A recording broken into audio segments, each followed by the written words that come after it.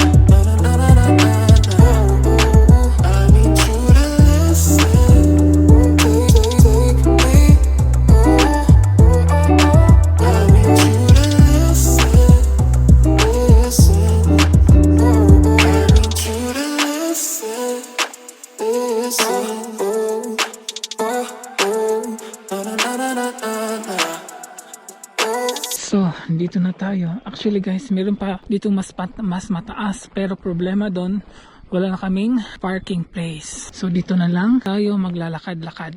At gagawa ng videos. So dito na lang tayo. Pwede din naman, maganda din naman.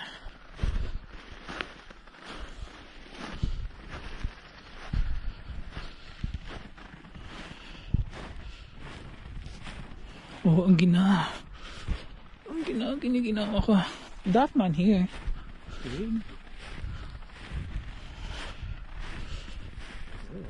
Oh my god. Oh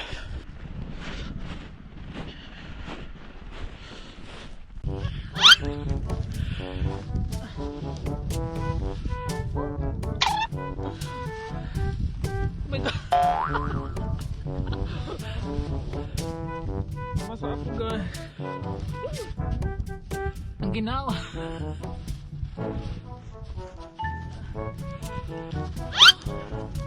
Snow.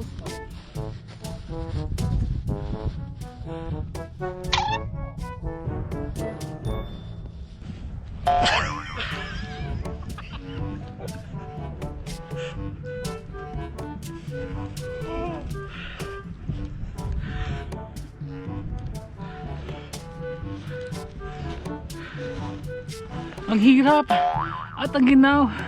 Tingnan nyo. Basang-basa na ako.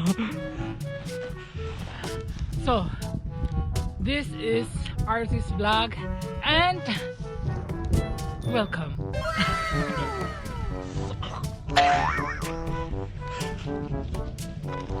Welcome to my vlog. Oh.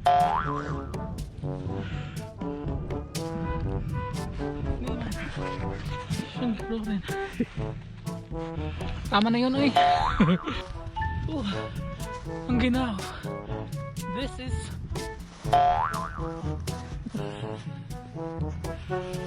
This is Germany.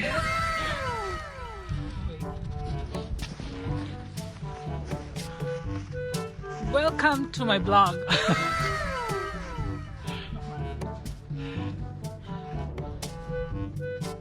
Welcome.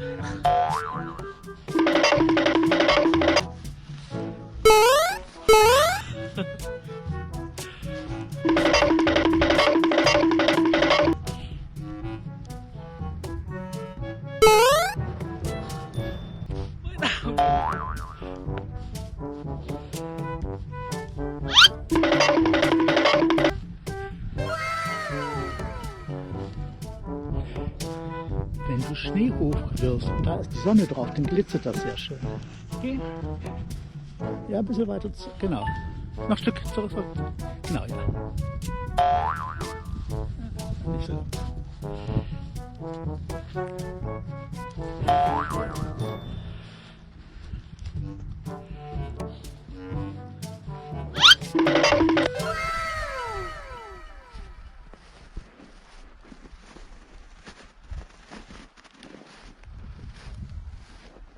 Babalik na kami sa baba kasi giniginaw na talaga ako. Ang sakit na ng kamay ko. Tinanggal ko yung gloves ko kasi walang effect. Maghanap siguro ako ng bagong gloves. Babalik na kami sa auto at maghahanap na kami ng bagong camera for our vlog. Ngayon lang to mangyari kasi baka hindi na ako babalik dito kasi pag maraming snow, hindi na kasi allowed dito pumunta kasi dun sa road, very dangerous na, slippery, and then nagpo-frozen yung road. So ibablock nila siguro after Christmas na or mga January na kami babalik dito. Oh my god, ginaginawa ko. Na-enjoy naman ako at sana kayo ay na-enjoy. Maganda pa sana dun dun maganda pa sana dun, pero parang napagod ako sa laro kanina. Tsaka yun na lang siguro, mamaya na ang iba kasi may pupuntahan pa kami. Maghahanti kami ng camera, my new camera for my vlog. Yeah, maghahanap lang muna, hindi bibili, maghahanap lang. So guys, first time ko tong ginawa sa buong buhay ko. Actually 5 years na ako dito sa Germany at ngayon ko lang to nagawa. Ang ginaw, hindi ko na ma-feel yung kamay ko. Although mainit, may sun, but still look at my hair. It's frozen. Oh, nag-English. Buset. Matigas na yung buhok ko. Ang tigas. Tapos yung gamit ko, puno ng ice. Kasi laro ng laro. first time, di ba? Ba't hindi gawin?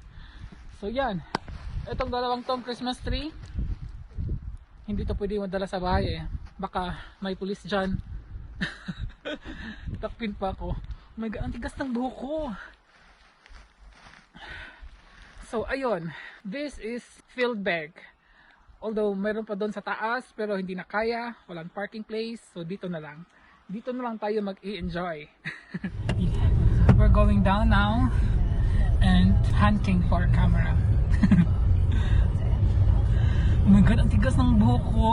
Tapos sinisipon, ang ginaw, but at least we enjoyed. Sana nagustuhan nyo. Kasi ako nagustuhan ko talaga. First time ever in 5 years. You know?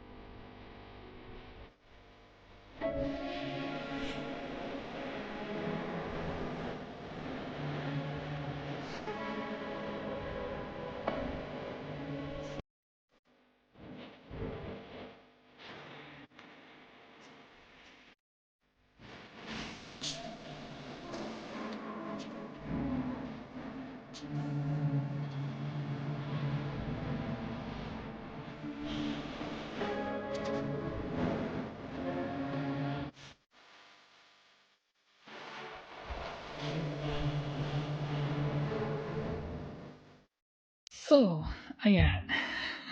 Welcome back to me. Welcome back to us. Nasa bahay na po ako. Nasa bahay na po kami. Yung partner ko nasa gilid. Nagtatago. Ayaw kasi niya sa camera. Kanina pa kami dumating mga 2:30 ata. Tapos ngayon, it's almost 4. Di ba sabi ko kanina, maghahunting kami ng camera. Akala ko, maghahunting lang kami. Mag-window shopping lang kami. Pero, hindi inaasahan. Nakabili kami ng new camera for my vlog. Nire-recommend kasi ito ni Libby Ann. Mas maganda daw to ang quality dito sa camera na to. PowerShot G7X Mark II from Canon. Nung nakita ko to sa shop, sa MediaMarkt, nag-iisa na lang din. Plan talaga namin na bumili ako neto next week before Christmas. Pang Christmas gift. Pero pagdating namin doon sa MediaMarkt, wala to sa display. Nasa bodega nila.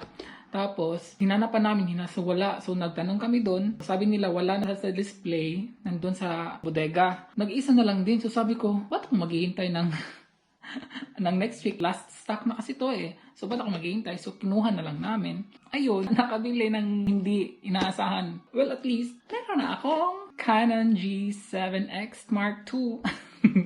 I-unbox ko to agad. Hindi ko alam kung paano, but I will start na lang to introduce my new camera for my vlog. Kita niyo ba? Nakita niyo ang ano? Meron kasi akong ring light. Ayan, dito na lang. Pag ganyan, kita niyo yung ring light, diba? Dim light kasi yung nasa sala namin eh. So, kailangan ko ng ring light para naman. So, ayun. Open natin. Samahan niyo ako mag-open. Okay? Oh my God, I'm so excited. Paano ba? Tingnan nyo, hindi ko na alam kung paano. Actually, na-open na namin ito sa shop pero hindi ako masyadong detailed doon kasi yung utak ko, pag nakabili ako ng something, yung utak ko wala. So, dito ko lang talaga siya na-feel na nandito na siya sa akin. So, first, oops, nasa na ba yun? Na-close ulit. So, in 1, 2, 3. Oops. So, alam niyo na to, di ba? Canon PowerShot G7X Mark II. Of course, ang una nating maano ay yung mga manuals. May warranty pa, cards, and whatsoever. Ano pa ba to? Fill up something. I don't need to. Maybe later. Babasahin ko na ito mamaya. So, instructions, book manual, whatsoever. Hindi ako fan sa mga ganito. Wala. Uunahin natin ang, of course, yung cord. At saka, yung charger, of course, hindi dapat mawala. Battery charger. At of course, the battery. Ito din, hindi ito dapat mawala.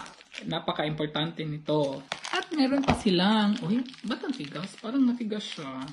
Parang hindi ko siya bet. Meron silang strap para hindi malaglag. Medyo matigas. Pero okay lang naman. So yan, diba? And the last but not the least, of course, the camera. Oh, may lalagyan pa siyang ano ah. Oh my God. Wala na. Wala sa box. Oops. Wala na. So, dito na lang yan. Ayan! You know what guys? First time ko tong bumili ng something na ganito. Yung camera na ginagamit ko is GoPro na Hero 7. Sa partner ko yan. 2 years ago ata yan binili. Kasi akala niya mag-vlog ako. Bumili siya niyan kasi nag-travel din siya mostly every year. Kasi naliliitan siya sa GoPro. So, binili niya. Tapos sabi ko, sige mag-vlog ako so gagamitin ko yung GoPro mo. Pero hindi nagamit kasi isip ako ng isip. It took me 2 years na mag-vlog. So, ngayon nagamit ko na. Mas gusto ko ang quality nito. So, sabi ko, when I have money, I will buy this. So, the moment ang cute ng bag mo. Oh my God, para akong naihas gani. Wow. Oh my God. Ang sa GoPro, maliit lang, di ba? Maliit lang din siya. Hindi siya gaano kalaki. Perfect talaga siya for vlogging. Oh my God. This is very nice. Yung screen pa niya, mapaano mo pa, ganyan. Oh, hi. Oh my God. So, eto, meron din siyang ganito. So, pwede siyang ganang ibalik. So, magbablog ka lang. Yan, kita ba? So, kita mo sarili mo. Hindi naman pangit yung GoPro. Gusto mo makita yung sarili mo while you're vlogging, hindi mo makikita. Kasi yung screen mo hindi ma-flip-flip. Ang ganda. Oh. Charan! Kitang-kita, di ba? Kung anong nangyari sa pagmumukha mo dyan, di ba? Paano ba to? Hindi ko na alam. So, the battery will be here. So, open. Naihas ang inyong RC. My God. Hindi kasi ako sanay sa mga ganito. Let's put on the battery. Oh my God, nanginginig ako. Talagang nanginginig ah. Kailangan pa na ano. Ay, buti na lang, meron pa akong dito memory card. Ano lang to 125 gigabytes. Bibili ako ng extra battery for this para naman may extra, di ba? Next year pa yun. Ito na lang muna for the meantime. The memory card. Oh my God. Andyan na siya. And locked. Paano ba mag-on and off here? Para ako na... Oh my God. Naano. Automatic na siya. Yan. Isiset na muna natin yung date and time. Ah! Nag-shoot ng photo ha. Walang pasabi. Oh, ang ganda ng quality niya na. Oh my God, kita na ako oh. O diba? Kita niyo? Oh, may ring lights pa dyan. Ang ganda! Ito yung gusto ko. Na-adjust mo sarili mo pag gusto mong mag-selfie. Oh my God. Ang ganda. Oh, lobat na. I need to charge the battery. Sorry. Babasahin ko na itong ulit yung manual kung paano siya i-work on. Pero maganda no? Ang ganda. Look at the details, guys. Hindi ko masyado ma-explain kasi hindi ako technician. Dito pang tripod. Wala akong tripod yan. Ito sa GoPro na lang. Pwede din naman to, di ba? Maganda din naman to sa GoPro na tripod eh. Excited akong gamitin to. Siguro bukas gagamitin ko to kasi pupunta kami ng Vinox Smart. So last time sa video ko, yung Vinox Smart is gabi. So ngayon, pupunta natin na Vinox Smart dito pa rin sa Frankfurt, pero afternoon. So walang masyadong lights. Pero at least kita talaga siya. Tomorrow afternoon kasi I think meron akong bisita tomorrow afternoon. So pupunta kami doon. And then, we will use this. So yung dinner namin mamaya is maghahalongkat naman ako sa freezer kasi wala talaga ako sa mood na magluto. Although nag-grocery kami kanina, mga vegetables lang muna yung binili namin kasi parang naano ako sa mga meat. So vegetables muna ngayon. So bukas magluluto ako pero ngayon hindi. So, maghahalongkat na lang muna ako sa freezer. Kung ano makita, yun ang kakainin. May rice pa naman ako. So yun guys, maraming salamat sa inyong lahat. We're almost 100 subscribers. now. Masaya ako dahil malapit na tayong umabot sa 100 subscribers. Thank you po sa inyong lahat. At sa mga nag-shares, maraming salamat po sa inyong lahat. Sa mga nagko-comments, maraming salamat po. At sa nagwe-welcome sa akin, maraming salamat po. At welcome din po sa inyong lahat. Sa mga bagong subscribers, welcome po. At sana po kayo ay ma-enjoy sa vlog na to kay RC, kay me. Maraming salamat talaga. Walang katapusang pasasalamat sa inyo dahil winelcome nyo ako with open heart, with open arm. So, maraming salamat. Yun. At dun nagtatapos ang ating vlog for today. At sana kayo ay na-enjoy. At sana po kayo ay patuloy na nanonood sa aking vlog. Patuloy na nag-share. Patuloy na nagla-likes. Patuloy na nagko-comments. At maraming salamat po. Mag-charge na nga ako ng battery. So guys, thank you. Until my next vlog. At mag-ingat po tayong lahat.